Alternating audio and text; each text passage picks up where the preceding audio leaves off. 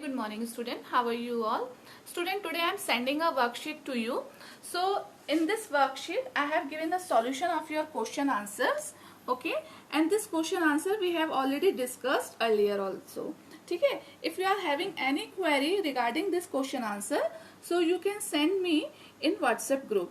है ना, because I am not explaining this question answer because I have so many time I have explained you this question answer already, है ना.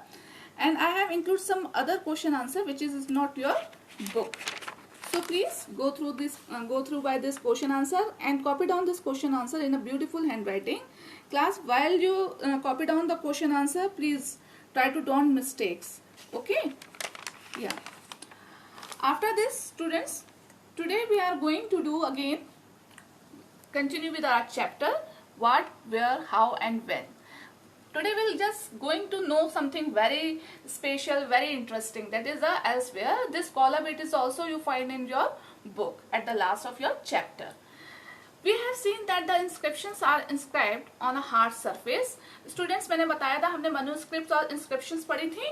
ठीक है, inscription जो होता है वो हमें hard surface पे जो लिखा गया है वो hard surface पे लिखा गया, उसको inscription कहते हैं. Many of these were inscribed several hundreds of years ago. ये जो inscription है आज से 100 साल 100 years of ago पहले लिखी गई हैं. Okay, all inscriptions contain both scripts. Scripts आप जानते हो, लिपि कहते हैं उसको हिंदी में, है ना. Scripts and languages. Inscriptions जो है वो script और language दोनों ही उसमें लिखी गई हैं. Languages which were used as well as script have changed over a time. और जैसे जैसे टाइम के अकॉर्डिंग ये स्क्रिप्ट्स और लैंग्वेज चेंज होती है, उसी तरह से ही इंस्क्रिप्शंस में जो लैंग्वेज और स्क्रिप्ट्स हैं वो भी चेंज होती गई. So how to scholar understand. Scholars का मतलब जानते हो, scholar is a person who study about a particular subject. जो किसी पर्टिकुलर सब्जेक्ट या ब्रांच के ऊपर स्टडी करते हैं उनको स्कॉलर्स कहते हैं, मीन्स बुद्धिजीवी. ठीक है, तो अब क्वेश्चन आता है कि how to scholar understand what was inscribed. अब स्कॉलर्स को कैसे पता चलेगा कि क्या लिखा गया है इंस्क्रिप्शन पे. This can be done through a process known as decipherment. ये जो प्रोसेस कहलाता है वो क्या कहलाता है, डिस्पायरमेंट कहलाता है. स्टूडेंट, डिस्पायरमेंट का मतलब होता है the discovery of the meaning of text written in ancient time. Means जो पुराने समय पे टेक्स्ट लिखे गए हैं उनकी मीनिंग को डिस्कवर करना, मीन्स खोजना, उनकी मीनिंग पता करना कि क्या लिखा गया है ना. क्योंकि उस समय की लैंग्वेज जो ऑब्सक्योर लैंग्वेज है और स्क्रिप्ट्स हैं वो किसी को पता तो थी नहीं कि वो क्या लिखते थे, है ना. तो उसको, उस प्रोसेस को क्या कहा गया है, डिस्पायरमेंट कहा गया है. Okay, so will start. One of the most famous stories of disparment come from the Egypt. Egypt का नाम सुना है आपने. हाँ, a country in North Africa. ये एक कंट्री है नॉर्थ अफ्रीका में. Where there were kings and queens about 500 years ago. आपने मूवी देखी है, मम्मी मूवी देखी है ना.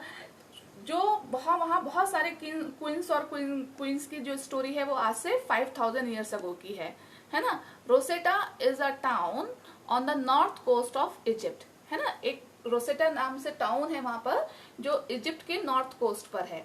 And here and scribed stone was found. वहां पर क्या इंस्क्रिप्शंस मिले हैं, तो which contain inscriptions in 3 different languages and script.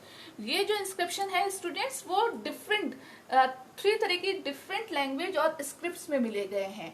Means 3 types के लैंग्वेजेस और स्क्रिप्ट इंस्क्रिप्शंस पे यूज हुई हैं. ठीक है, one is Greek and 2 forms of Egyptian. उनमें से जो 3 लैंग्वेज है उसमें से एक तो ग्रीक लैंग्वेज या स्क्रिप्ट है और 2 forms ऑफ इजिप्शियन लैंग्वेज है.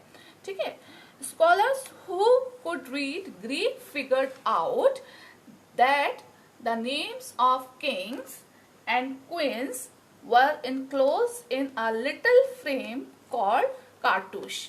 ओके, स्कॉलर्स ने जो वो फिगर्स, जो ग्रीक लैंग्वेज में जो फिगर थी, ग्रीक स्क्रिप्ट में जो फिगर थी, उनके बारे में जब उन्होंने स्टडी करी तो उसमें किंग और क्वीन के नेम जो हैं वो इनक्लोज, मीन्स पता चला है कि ये किंग और क्वीन के नेम लिखे हुए हैं. ठीक है, अ लिटिल फ्रेम कॉल्ड कार्टूश, जो कि एक लिटिल फ्रेम में, देखो you can see it here also, है ना. एक ये छोटा सा फ्रेम बनाया गया है, that is called, this frame is called a cartouche. Okay, और ये देखो स्क्रिप्ट्स है, तो इनके ये हर स्क्रिप्ट का एक अपना अल्फाबेट है, एक लेटर है जो साउंड करता है. इसके बारे में मैं बताऊंगी अभी, चलो, है ना. Then they placed the Greek and Egyptian sign side by side and identified the sound for which the Egyptian letter stood. ठीक है, अब इन्होंने साइन है और उसके बारे में उन्होंने बताया है कि कौन सा साइन कौन से साउंड को डिनोट करता है, ठीक है, कौन सा लेटर को डिनोट करता है. As you can see a lion stood for L. देखो स्टूडेंट, यहाँ पर ये जो लॉइन की फिगर है, लॉइन दिख रहा है आपको, तो ये लॉइन जो है वो एल लेटर को डिनोट करता है, एल वर्ड को, है ना. और यहाँ जो ये बर्ड की पिक्चर है, ये बर्ड की पिक्चर ए को डिनोट करती है, ठीक है. Once they knew what the letter stood for, they could read other inscriptions also, ठीक है, as well. So इस तरीके से देखो student, you can also read these words and just try to form a word. देखो, है ना, what is this? अब पढ़ो जरा इसको. Ptolemy, है ना, this is the name of king. Ptolemy is the name of king and Cleopatra is the name of queen, है ना. तो ये इस तरीके से इंस्क्रिप्शन से हमें पता चला है. अब देखो student, I will show you one thing more. I will show you one painting here. देखो, है ना, ये ओरिजिनल इजिप्ट की पेंटिंग है स्टूडेंट. और इसी तरह की जो पिक्चर्स हैं वो इनग्रेव्ड करी जाती थी केव्स पर, गुफाओं पर. उस समय जो एशियंट लोग थे वो गुफाओं पर इसी तरीके की पेंटिंग्स इनग्रेव्ड करते थे.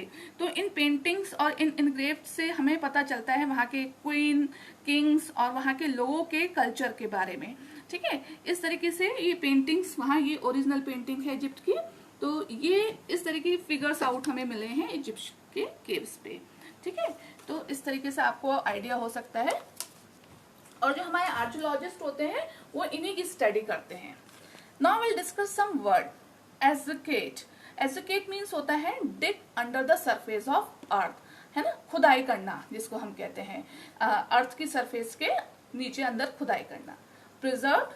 प्रिजर्व मीन्स होता है student maintain something in its original और एग्जिस्टिंग स्टेट. जैसे हम म्यूजियम में जाते हैं तो हम म्यूजियम में बहुत सारे वेपन्स, किंग्स की ड्रेसेस, टूल्स, ऑर्नामेंट्स देखते हैं ना, तो वो हम प्रिजर्व करते हैं सो दैट कि आगे आने वाली जनरेशन जो है वो उसको देख सके और उसके बारे में स्टडी कर सके. Scholars. A specialist in a particular branch of study, especially the humanist.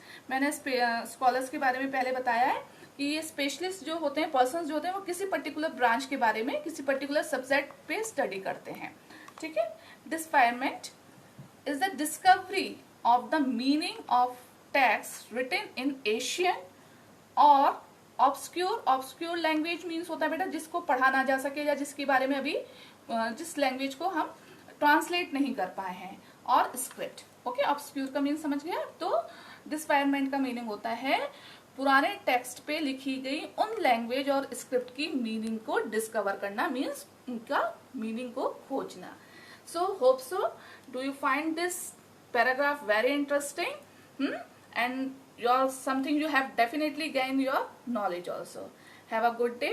Have a nice time.